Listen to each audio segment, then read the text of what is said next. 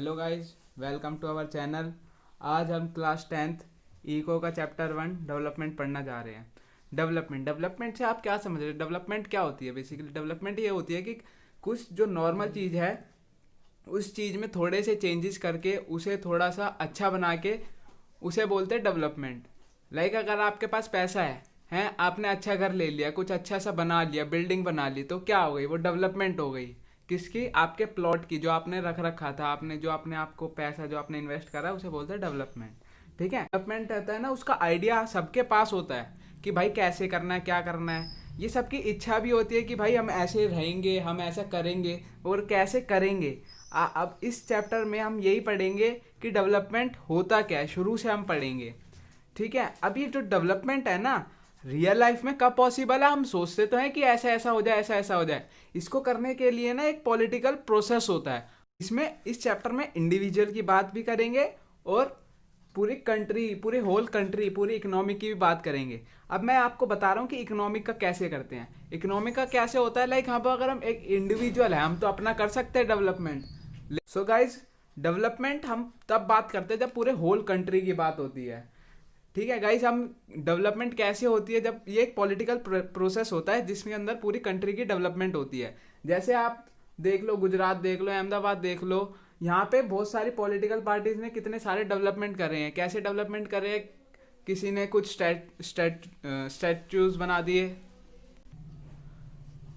So guys, जैसे कि आप देख लो, गुजरात देख लो, उसमें लाइक डेवलपमेंट कैसी होती है जब सारी चीज़ की फैसिलिटीज़ प्रोवाइड करी जाती है। लाइक अगर आप इसको इंडिया और अमेरिका को देख लो, अभी इंडिया क्या है, डेवलपिंग कंट्री है। क्यों? इसमें सारी फैसिलिटीज़ प्रोवाइड नहीं करी जा रही, मतलब अभी पूरे तरीके से सारी फैसिलिटीज़ नहीं है। लेकिन अमेरिका वगैरह में पहले से सारी फैसिलिटीज़ है पूरी, तो वो इसलिए बोलते हैं उसे डेवलप कंट्री है। लाइक वहाँ पे आपको सब कुछ मिल जाएगा, यहाँ पे अभी इतना नहीं है क्योंकि ये डेवलपिंग कंट्री है। ठीक है गाइज। सो गाइज, डेवलपमेंट हम तब बात करते हैं जब पूरे होल कंट्री की बात होती है। ठीक है गाइज, हम डेवलपमेंट कैसे होती है जब ये एक पॉलिटिकल प्रोसेस होता है जिसके अंदर पूरी कंट्री की डेवलपमेंट होती है। जैसे आप देख लो, गुजरात देख लो, अहमदाबाद देख लो, यहाँ पे बहुत सारी पॉलिटिकल पार्टीज ने कितने सारे डेवलपमेंट करे हैं। कैसे डेवलपमेंट करे? किसी ने कुछ स्टैट्यूज बना दिए।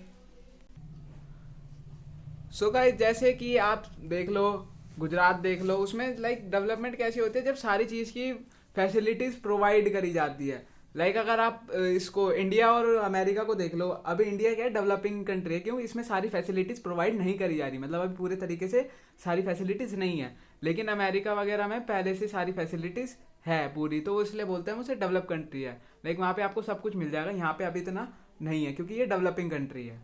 ठीक है गाइज। सो गाइस, हम अब पढ़ने जा रहे हैं word development promises, different people different गोल।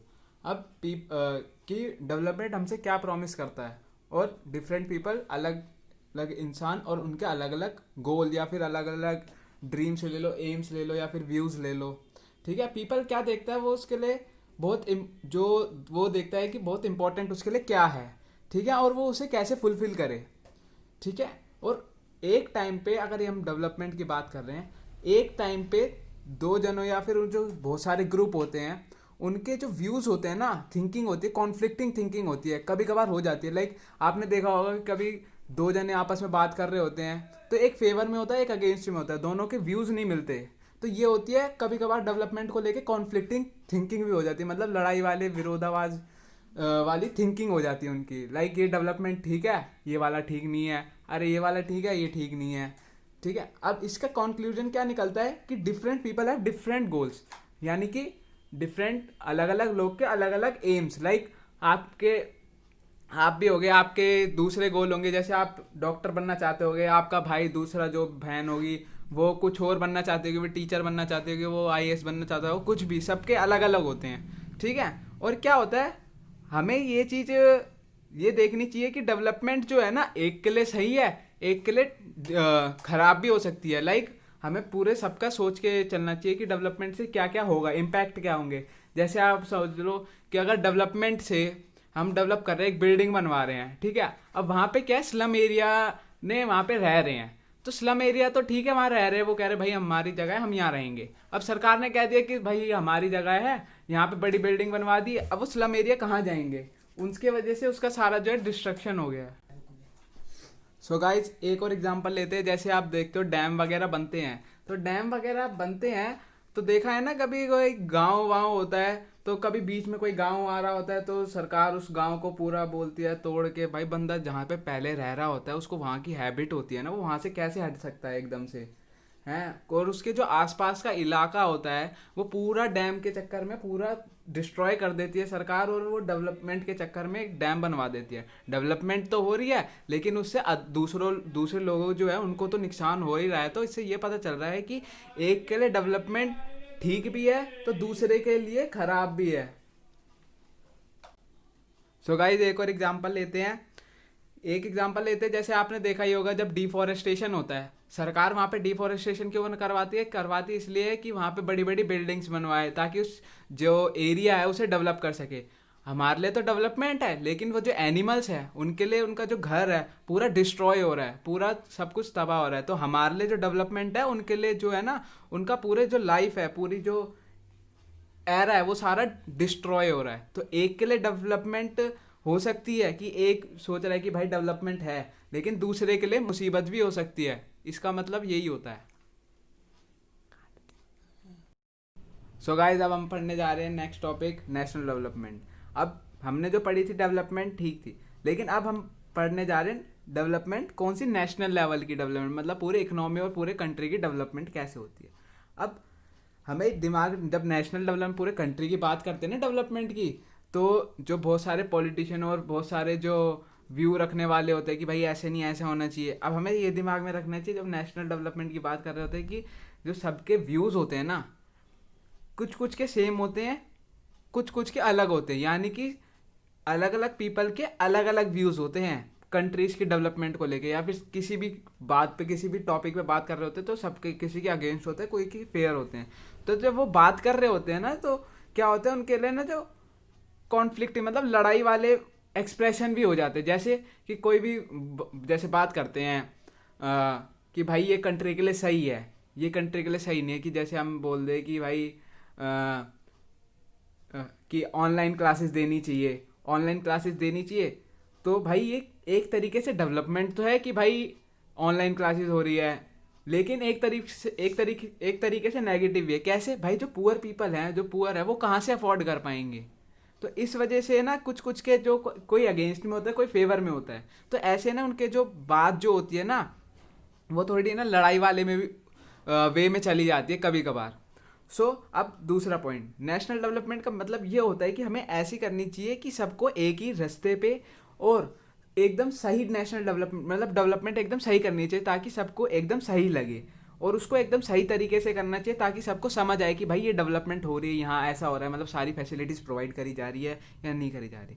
तो ये है हमारा नेशनल डेवलपमेंट। अब हम पढ़ते हैं next topic, how to compare different countries और स्टेट, कि भाई हम कंपेयर कैसे करते हैं। अब बेसिकली हम कंपैरिजन में एक हम पर्सन का करते हैं कंपैरिजन, कंट्री का भी करते हैं। अब बेसिकली कंपैरिजन में कैसे करते हैं, कंपैरिजन मतलब होता है जैसे अब हम दो पर्सन ले लेते हैं, अब बोलता है भाई मैं अच्छा हूँ और तू गरीब अच्छा नहीं है, लाइक अमीर गरीब का हो गया, इंटेलिजेंट वीक का हो गया, ये होता है कंपैरिजन। तो सबसे पहले हम जब कंपैरिजन की बात करते हैं ना पर्सन के बीच में, तो किस बेसिस पे होता है कंपैरिजन, उसके करेक्टर्स पे, कि बंदे का करेक्टर क्या है, कि अच्छा है बुरा है ऐसे। जब हम कंपेयर करते हैं ना, अब ये तो हो गई एक इंडिविजुअल की बात, अब हम बात करते हैं पूरे होल कंट्री की। होल कंट्री को जब हम कंपेयर करते हैं दूसरी कंट्री से, तो वो हम करते हैं इनकम लेवल पे।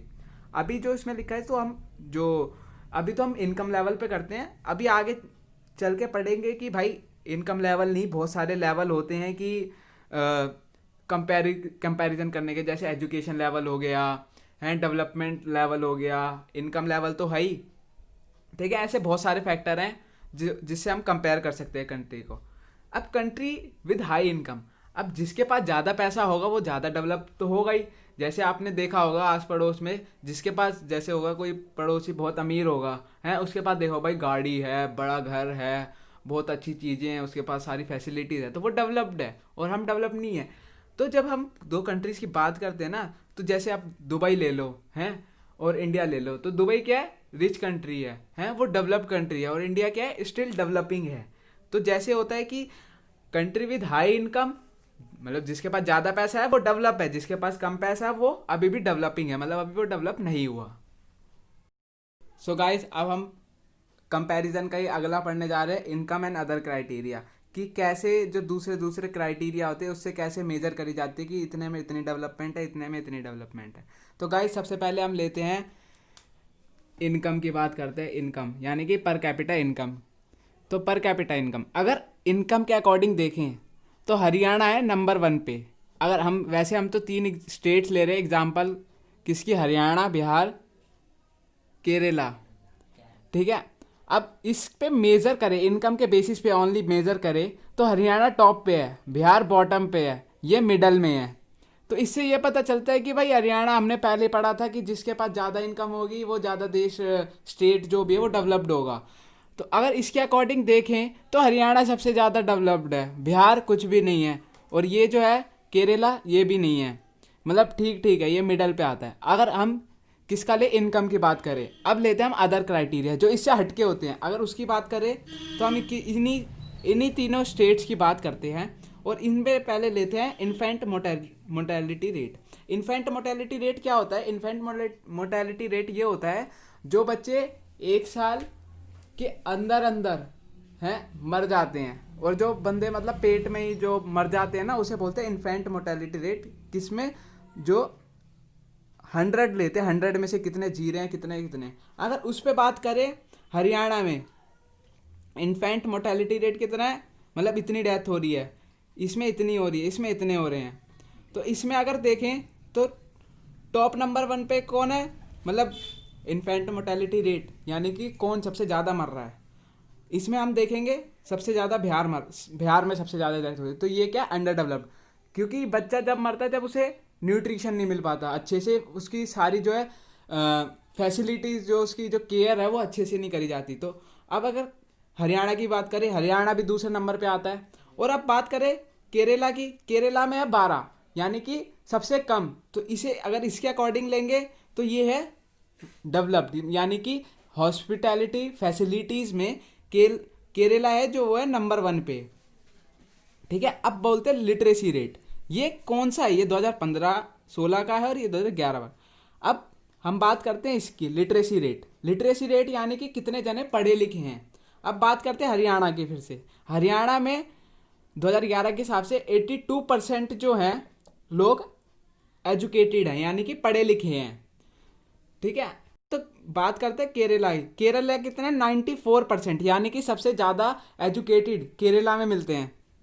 फिर से कम हरियाणा, हरियाणा कितने? 82%। फिर दूसरा है बिहार 62%, ठीक है। अगर इस वाले मेजर को लेना लिटरेसी रेट को, तो केरला जो है ना इन तीनों के मामले में सबसे आगे है। और अगर हम इनकम के उससे लें तो हरियाणा सबसे आगे है, ठीक है। अब बात करते हैं नेट अटेंडेंस रेशो, यानी कि हर 100 में से बंदा जो कौन सा 12th में, मतलब सेकेंडरी स्टेज पे है, यानी कि वो होता है ना प्राइमरी सेकेंडरी, यानी 10th तक की एजुकेशन ले रहा है, कौन से एज? 14 से 15।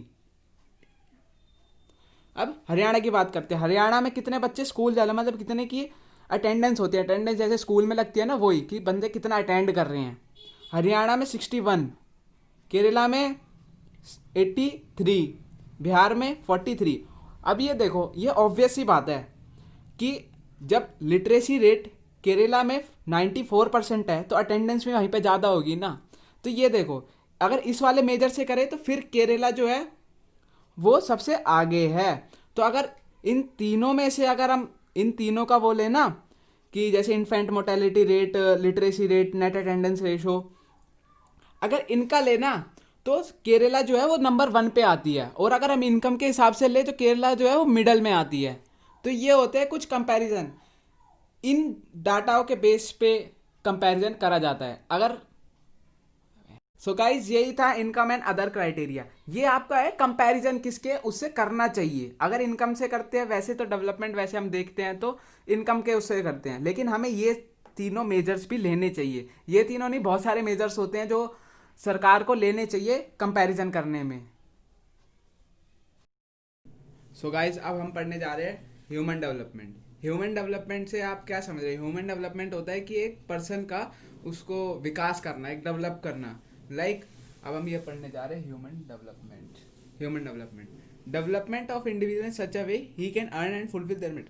अब हम उसे डेवलपमेंट कैसे करते हैं? अब डेवलपमेंट, ह्यूमन डेवलपमेंट हम ऐसे करते हैं कि उसको हम क्या प्रोवाइड कराते हैं, सारी ट्रेनिंग प्रोवाइड कराते हैं, उसको सारी एजुकेशन प्रोवाइड कराते हैं, ताकि वो इतना कैपेबल हो जाए कि वो अर्निंग करने लगे। और सारी, अगर वो अर्निंग करने लगेगा ना, तो वो अपनी सारी जो भी उसकी डिज़ायर है वो उसे फुलफिल करेगा।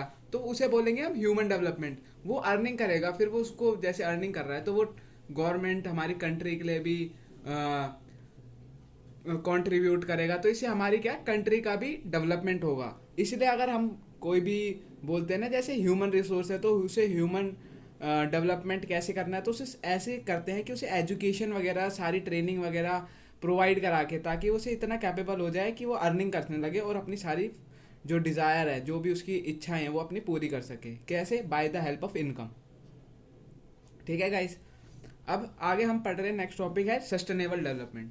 सस्टेनेबल डेवलपमेंट, आप सस्टेन वर्ड से समझ रहे होगे कि सस्टेन मतलब लंबे समय तक के लिए। सस्टेनेबल डेवलपमेंट कि जो हमारी डेवलपमेंट है लंबे समय तक चलेगी या नहीं चलेगी। तो ये किस लिए बेसिकली हम क्या, ये सस्टेनेबल डेवलपमेंट किसके लिए यूज बात करते हैं कि हम ये बेसिकली रिसोर्सेज के लिए बात करते हैं। कैसे?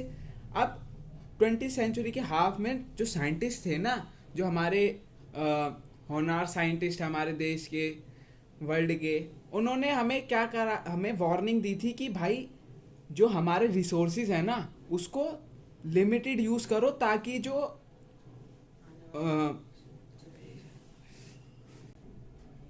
कि उन्होंने ये वार्निंग दी थी कि जो हमारा, जो अभी हम जिस तरीके से हम उस रिसोर्सेज को यूज़ कर रहे हैं ना, जो हमारा जो स्ट्रेटजी है डेवलपमेंट की है, वो लंबे समय तक नहीं चलेगी। क्यों? हम यूज़ करने की जगह ना चीज़ों को ज़्यादा वेस्ट करते हैं। जैसे आप ले लो वाटर, ले लो। अब वाटर का हम ज़्यादा से ज़्यादा यूज़ तो करते हैं, लेकिन हमें लगता है ना, अरे यार पानी आ रहा है, हम अभी तो सोचते नहीं, प्रेजेंट के फ्यूचर के लिए सोचते नहीं। अब तो प्रेजेंट में हम सारा वेस्ट करते रहते हैं सारा। जैसे हम कभी कार वॉश कर लेते हैं कभी गली में पानी डाल देते हैं, तो ये हमारा होता है वेस्टेज। सरकार इस पे बहुत सारे अभियान चला रही है कि पानी बचाओ, क्योंकि अभी जो हमारे जो कंट्री है, जो हमारा वर्ल्ड है, उसमें जो फ्रेश वाटर है उसकी बहुत ज़्यादा कमी है। और ये सारी जो हमारे नेशनल रिसोर्सेज है ना, है वो सारे ना हमको फर्दर डेवलपमेंट में हेल्प करते हैं। क्यों? क्योंकि अगर पानी होगा तो उससे क्या होगा, इरिगेशन सिस्टम होगा। इरिगेशन सिस्टम होगा तो उससे क्या होगा, जो फील्ड है जिसमें हम जो किसान क्रॉप वगैरह उगाते हैं वो ज़्यादा अच्छे से हो पाएगी। तो ये होता है एक रिसोर्स, मतलब नेचुरल रिसोर्सेज का अच्छे से यूज़ ऑफ डेवलपमेंट। ठीक है? रिसोर्सेज जो है नेचर रिप्लेनिश करता है। रिप्लेनिश्ड मतलब होता है कि दोबारा से वो जनरेट कर सकता है। ठीक है? जनरेट कैसे कर सकता है? जैसे क्रॉप और प्लांट है, अब रिसोर्स है ये हमारे क्रॉप और प्लांट, ये क्या है, वो अपने आप ही उगते हैं ना, प्लांट और ट्रीज। ये कौन करता है? ये सब हमें नेचर प्रोवाइड करवाता है। ठीक है? ये हो गया रिसोर्स किसका, प्लांट और उसका। अब इन केस, अब ये एक दूसरा केस था कि फॉरेस्ट वगैरह की ले लो। अब हम दूसरा केस ले रहे हैं ग्राउंड वाटर की। ग्राउंड वाटर कैसे रिप्लेनिश होता है? रिप्लेनिश ऐसे होता है जब कि भाई बारिश वगैरह होती है, तो बारिश वगैरह होती है तो सारा पानी कहाँ जाता है? सारा पानी जाता है ग्राउंड में। तो उससे हमारा जो फ्रेश वाटर है ना वो हमारा स्टोर होता रहता है, जिससे हमारा जो ग्राउंड वाटर है ना वो बढ़ता रहता है। उसकी जो स्पीड है वो बढ़ती रहती है कि भाई इतना हो गया, बढ़ गया, इतने से इतना हो गया, क्योंकि ये जो नेचर है वो हमें साथ कुछ चीज़ प्रोवाइड कराता रहता है। लेकिन हमें उस चीज़ का ना ओवर यूज़ नहीं करना चाहिए रिसोर्सेज का। हम जो है ना रिसोर्सेज का बहुत ज़्यादा ओवर यूज़ करते हैं।